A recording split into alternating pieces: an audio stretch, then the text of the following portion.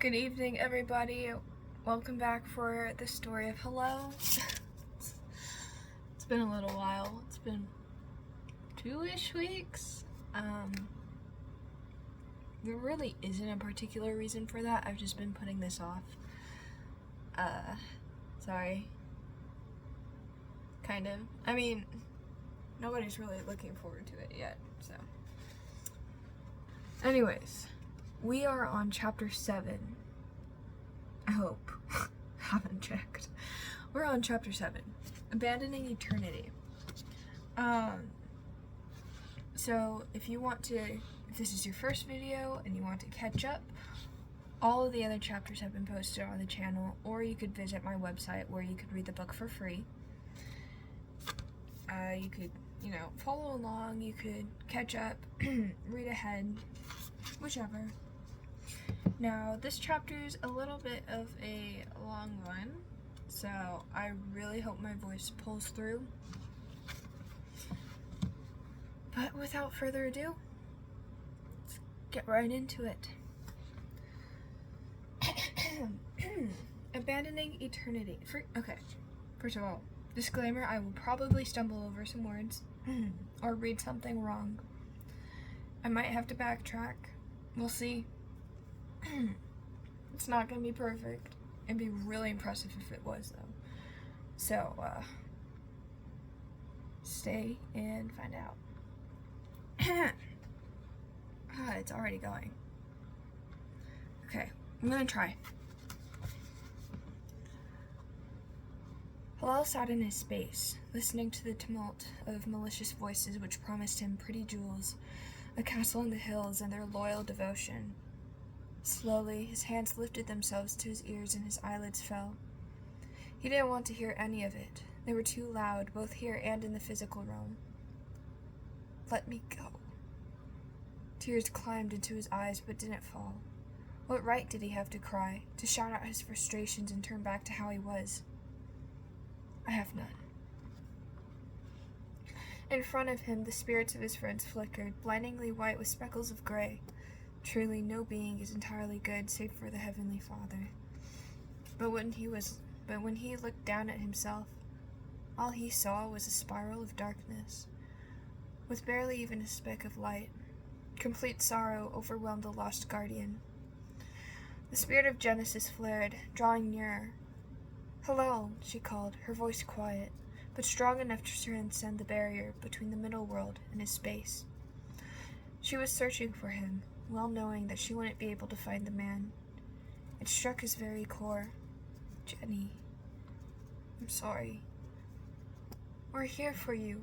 Please, come back to us. Genesis, strong and kind-hearted, was breaking down in tears. Her spirit shrunk and pulsed, showing the ache that succumbed her. The souls of his fellows shone with a passionate determination. Like they were certain Helel would return, Alvin remained steadfast, but his panic peeked through every now and then. I can't go back. Not anymore. They won't accept me, not with the things I've done. The darkened spirits grabbed a hold of his ear and spouted terrible things into it, filling his heart with terror and humiliation. I have to go. He stood, and without even a glance backwards to his mourning fellows, left. Helel spent a year wandering the earth, hungry and haggard. His favor with the Lord had been tossed away by his own hands, and the provisions he had previously received had ceased. There was no one in the world who would accept him. His own space tried to keep him locked away, imprisoning its own mandator. I have no one, nor nothing, he declared, forcing himself to face his self-inflicted realities. So I shall become someone and make something. I will grow my power and fight even the Lord if I must. As I am, I will surely lose and be punished into oblivion, but maybe, just maybe, I can build a power so strong that it will shake even the heavens. So, he traveled east, to where the Guardians had yet to reach. There were traces of their work scattered around the land. Burnt down towns and villages sunk deep into the ground, stuck in a crevice which stabbed deep into the earth. They have grown, he concluded upon seeing the scenes, Towards the central region there was a forest of trees which felt of Genesis. Her power radiated off of every stem, leaf, and seed for miles around. It was so overwhelming to feel so close to his old friend, yet know she was nowhere near him. I can't stay here, he decided. I must leave this land and venture for a new one, a place where they have no hope of reaching before me. And he did so, using his space to travel overseas faster than even Valgus could hope to traverse by light. In merely a second, he was on the other side of the globe, observing a land untouched by the influence of the Waymaker. This was the perfect place to build his own army. It was a beautiful land of green grasses, exotic animals of all shapes and sizes, diverse regions, and waging wars. He could spot 3 different battles from his point of view, spread apart by only several leagues. The ground was stained red, and the creek flowing through the wood-surrounded fields had taken on the color of blood. Far below were hordes of darkened spirits, clashing with scattered rare souls of dominantly white, most likely forced to partake in the efforts of brutality and manslaughter. Helel transported himself to the ground and stepped through the portal into the middle of clashing spears and spikes and raining arrows. Any weapon that pointed his way was pulled into his space, saving his body from any impalement. When witnessing his powers, both sides of the fighting seized and stared at him as though he were an attraction, like an idol. He spread his hands and nodded, strutting through lines of corpses and gawking, battle-worn warriors. "Yes, I am strange," he said in a raspy, guttural language. "But I am powerful. I am like a god who has descended from the heavens, here to lead you. Give me your service, and I shall grow your territory and your tribes. Why should we follow a man from another world?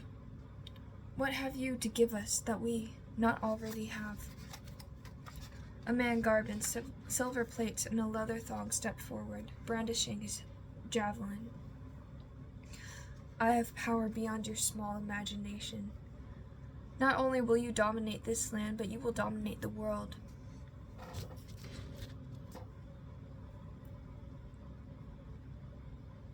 We, tribe of..." Why did I do this to myself? Sorry. Give me a second. "I have power beyond your small imagination. Not only will you dominate this land, but you will dominate the world. We, tribe of Gamasa. We." Sorry. I'm reading the next tribe too. Okay. "We, tribe of Gamasa, will not follow one with empty promises. Prove to us that you can do what you say. We, tribe of Leshimdag, will follow you, but only if you defeat our enemy before us." A man from the opposite side stepped forward. He wore a boar hide and wielded a club adorned with sharp stones which were hammered into the end. "Very well. I will not take hesitators for myself."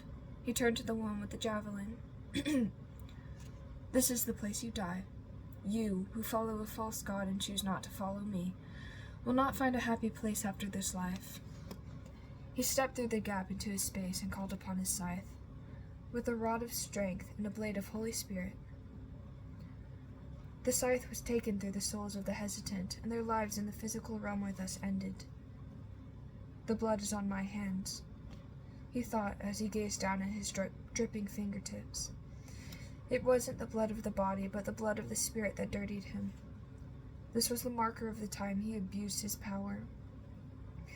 Helel was squeamish when the blood dripped to his feet, but hard in his heart so his mind would not be changed. This was the path he had chosen, and he could only go deeper. There was no escape now. The job was not done yet. There were still stragglers hoping to flee with their lives, but that would not be allowed. The scythe elongated to reach those who ran, and the blade was stained a deep crimson. In his space, the sky turned red, and the ground became a wilted brown. The stream no longer flowed, and the clouds turned to smoke. This was a small part of the price he was to pay for his disobedience. The gap was opened, now a swirling black portal, and he exited into the other realm. On his right, gaping fighters began to take to their knees and press their foreheads upon the ground, and to his left were the remains of the slain warriors. Above, birds of prey called, and he could sense the animals of the wild prowling in the woods around the field. "Let us go," he commanded, his voice booming. However, it was still not enough to strike the sense of fear and awe that the Lord held over Helel. It was small and puny compared to him. "I will get stronger and overcome you," he growled within. For months, the pattern continued. He killed and gained underlings, until he finally became satisfied enough to build his own kingdom to where followers can flock like sheep on their own. "For I am their shepherd," he smiled, looking out from his palanquin. His people kept behind him like dogs, following their master blindly. It was a great feeling to have such power. But deep inside there was a small twang of panic, a trace of the guardian he once was. He suppressed the guilt that threatened to creep up, plastering his mind with thoughts of what he possessed, and what was to be his in the near future. A castle with the tallest walls, horses bred to be the ultimate war jockeys, and enough jewels to fill my treasury to the brim and cover the streets. I will be the most feared king in all the land, and everyone will bow at my feet. As I should, such insignificant, lowly beings. He stared at one of his shufflers through the corner of his eye. The man's once strong back was beginning to hunch from carrying the palanquin every place they went. How pathetic. The palanquin, I hope I'm pronouncing that right. Palanquin? Palanquin. It's palanquin in this book, okay? The palanquin came to an abrupt halt. Helel lifted his eyes to behold the terrain before him. A smile crawled up his cheeks. Yes, this is it. This is where we shall build my throne.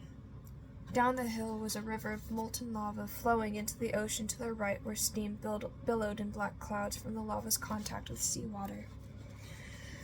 A mountain of fire rose to the sky, painting a black picture against the gray sky.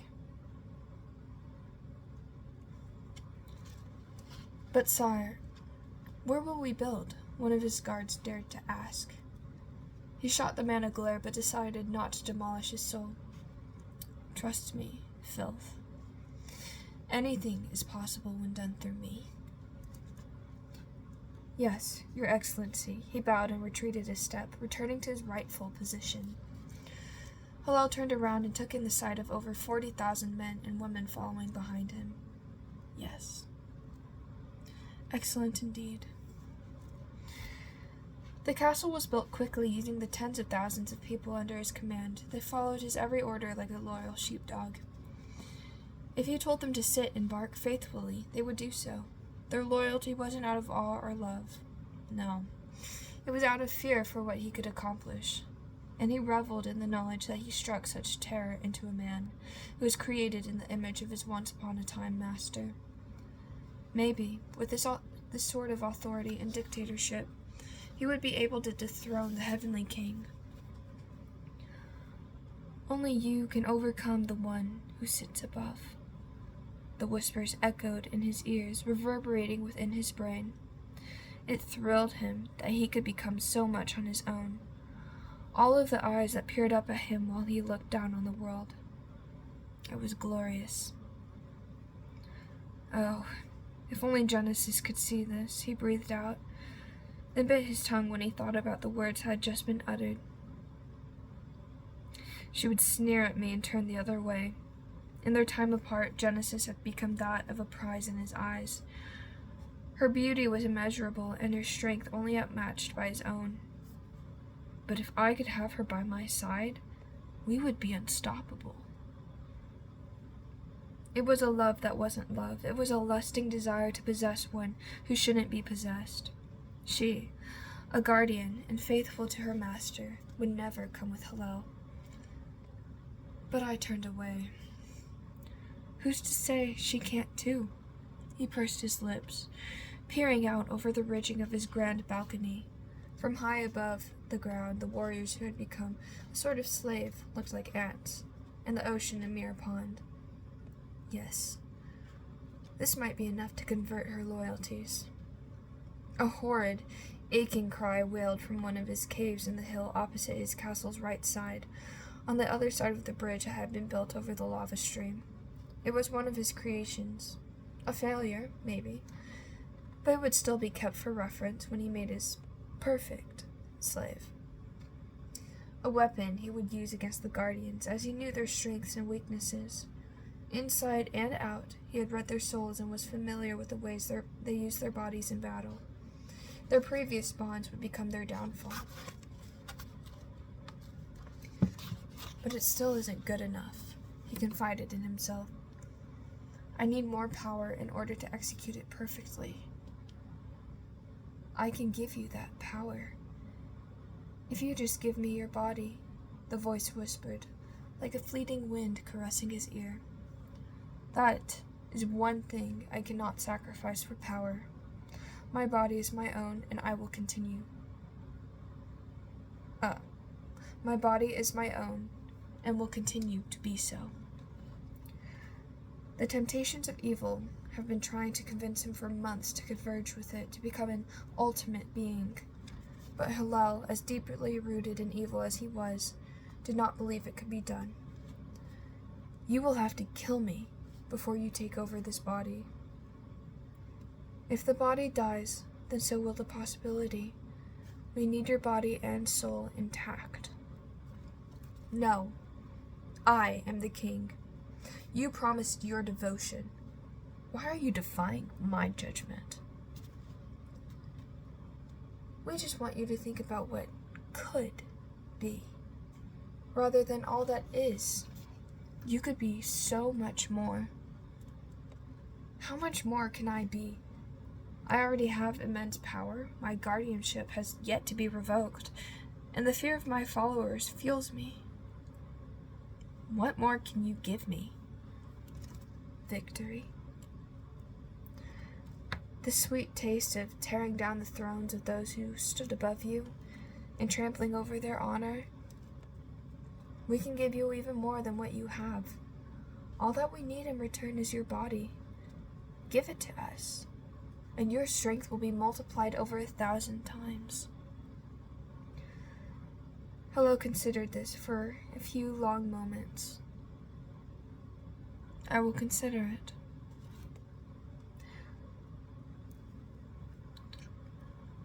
The wretched screeches vibrated the hill, amplified by the dozens of caves dug deep into the side. Inside were his beautiful, horrid creations. Every now and then he made time to visit these abominations. "Hello, dearies," he hissed, smiling at the mutated monsters behind bars of steel. The cages were nowhere near as powerful as the prisons within his space, but he hadn't set foot in there for months, afraid of what would become of him. Although the power was his, it first came from the one above. Writhing in the shadows were hideous things, crows with the tail of a snake, blue jays with the enlarged head of a mosquito, and more stitched together animals. His favorite so far was the one with the body of a donkey, head of a bear, and tail of a bee. It made for a dangerous beast, already having slain 3 of the cave's guards who had gone against Helel's orders and ventured into the caverns. One day I will perfect you." He leaned against the bars. The bear donkey bee leaped and rattled the steel. "Because you're still far too disobedient. Just wait. Before long you will be more docile than a lamb." He straightened and continued down the line, greeting his pets one by one.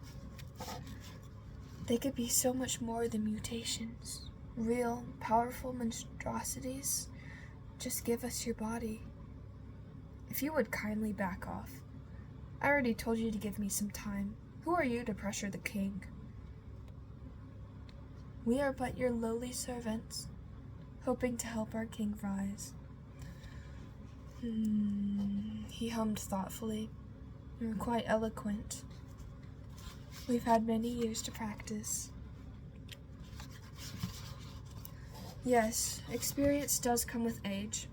Very well then, answer me this. If I give you my body, what do you plan to do with it? We only plan to strengthen your powers. Your body will still be your own, we will just be within, amplifying your strength. That doesn't sound too bad. He shrugged. I will give it more consideration. Sire, the newly appointed general kneeled, his fist over his heart. There's word from another land. Speak. Beings of power, different from you, are conquering the land and eradicating all but a few civilizations. We do not know what brings them to such extremity. However, we have reason to believe that they will soon cross the sea and congregate within your land. They have beasts the sizes of mountains, and multiple kings under their command. Sorry, my foot's falling asleep.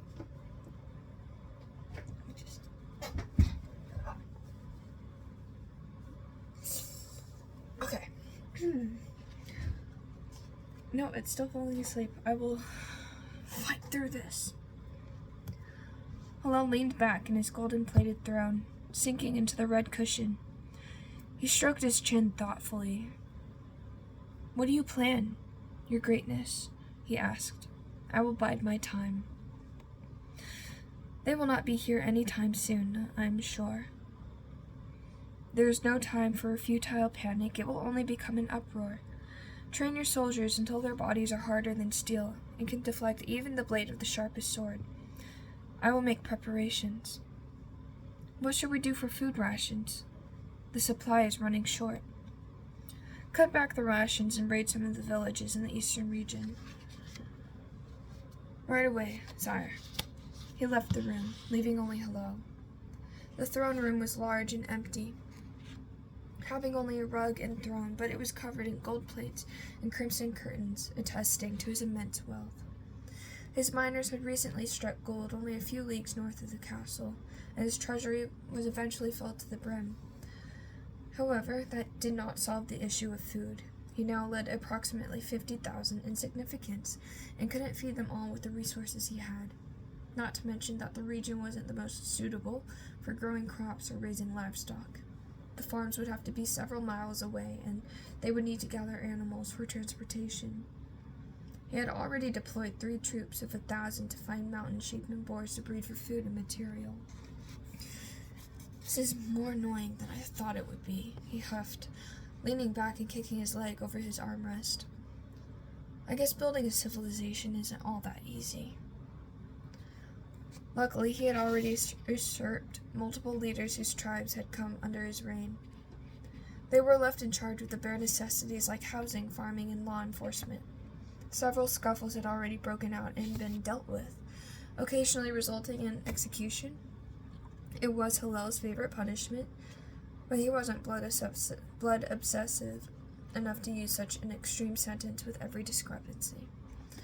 Only when the case ended with a death or hinted towards any ounce of disloyalty towards Helel did he enact it. The favor of his followers had to be kept, because as powerful as he was, he realized that as soon as they turned either away from or against him, it would all be over. Especially with the knowledge that the Guardians were building their own empire, with the heavenly power backing them. There was no way their troops would be any weaker than his own. Your Highness, the general exploded through the doors of the throne. This is a little later. Helel still hadn't wasted the time to familiarize himself with the names of his subjects, but he could differentiate the general due to his uniform, a deep red tunic with mail over the top adorned with a golden breastplate. His helmet was tucked between his arm and waist, and his hand was gripped on the hilt of his sheathed steel sword. What is the meaning of this? A pigeon flew in just this morning with news that the people supported by the earth are preparing to set across the waters within the month. Helel flew to the edge of his seat, grasping his armrests. No, they can't be. Yes, sire. They have beasts of the sky to bring them, and their armies as well. Forgive my impertinence, but I believe we should prepare to go to battle. Gather the generals. We shall have a meeting in the conference room, he ordered, standing from his throne and marching out the doors, turning to the left and hiking down the hall. To his right were windows which held the timeless picture of a storm raging at sea. The chandeliers hung perfectly still, their candles the only movement other than Helel in the long corridor. Under his feet was polished obsidian, taken from where the sea met the river of molten rocks. He turned the corner, and a maid carrying a plate of sandwiches scurried out of the way, her eyes trained on the floor. He grabbed a sandwich while keeping pace, as they were meant for him anyways. Bring them to the conference room, he demanded, taking a bite out of the ham and cheese delicacy. Yes, your majesty, she replied quietly, her head still low. The guard stationed outside the conference room pushed open the door upon a wave of his hand. Inside, the table was set with a world map. It was only a rough sketch, since not all land has been explored. In fact, there were only blobs placed...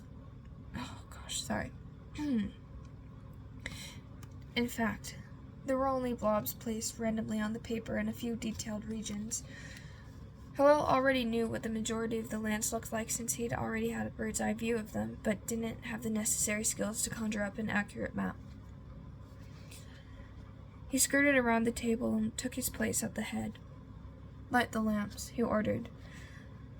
A maid came in and set the plate of sandwiches before him, then left only to return with a carton of oil which she poured over the bowls on top of 7 columns spaced around the room. A guard came in and with a torch set the oil aflame. The red room lit up enough to look like churning flames. It reminded him of his old friend Blom, whose blaze was the most mesmerizing thing. Time trickled by like raindrops falling from leaves. Half of the plate of sandwiches was already eaten by the time the first general was announced. General Furikagen is entering, the guard announced. The general saluted and Helel nodded in acknowledgement, gesturing to the seats. Furikagen analyzed the chair before settling in it. It must be difficult adjusting to civilized life when you used to be such a savage. Helel sipped some wine from the goblet that was set before him.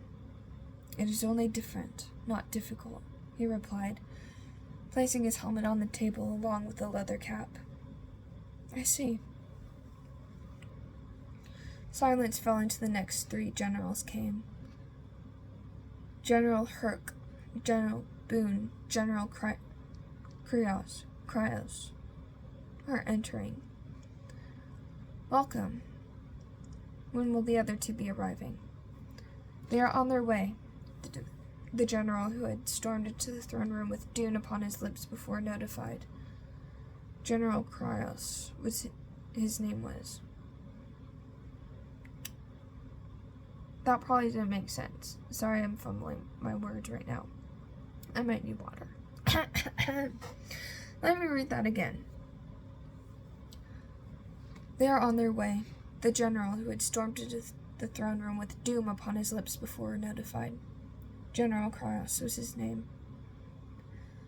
Very well, we shall wait. Another 4 minutes or so, the guard announced. After another 4 minutes or so, the guard announced, General Gisant, General Yuwanuk are entering. Finally, he huffed, take your seats and let this dreadful meeting commence. Almost done.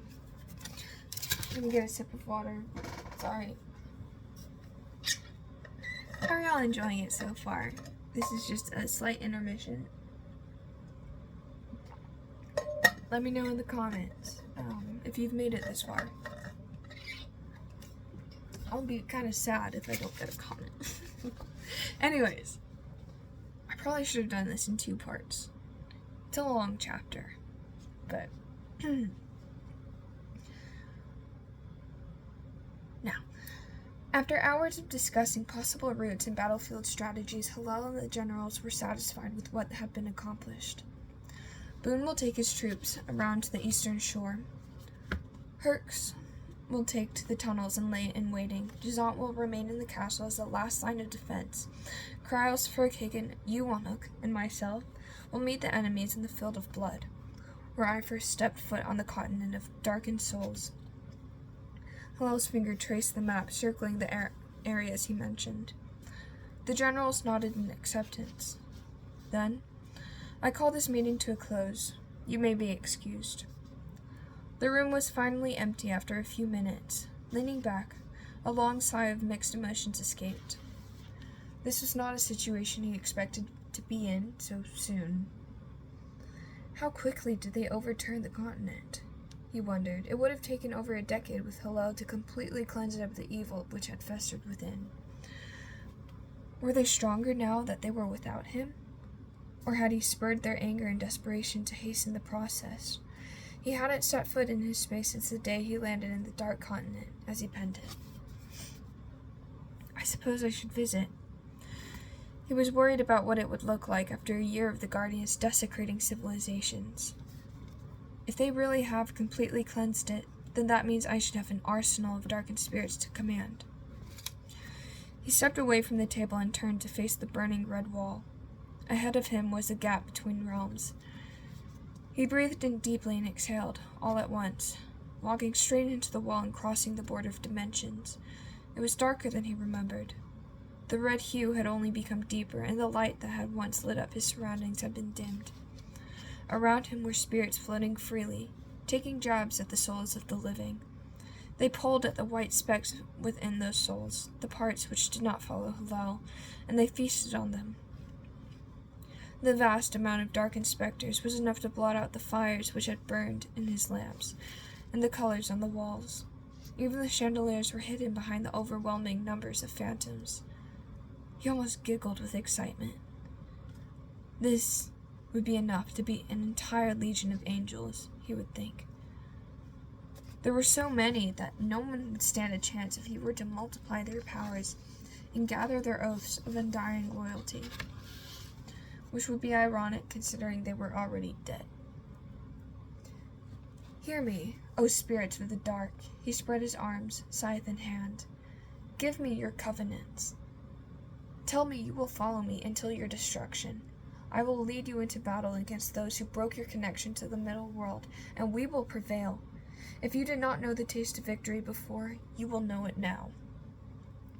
A synchronized hum filled his ears as the specters gathered, surrounding him and peering through the holes in place of their eyes.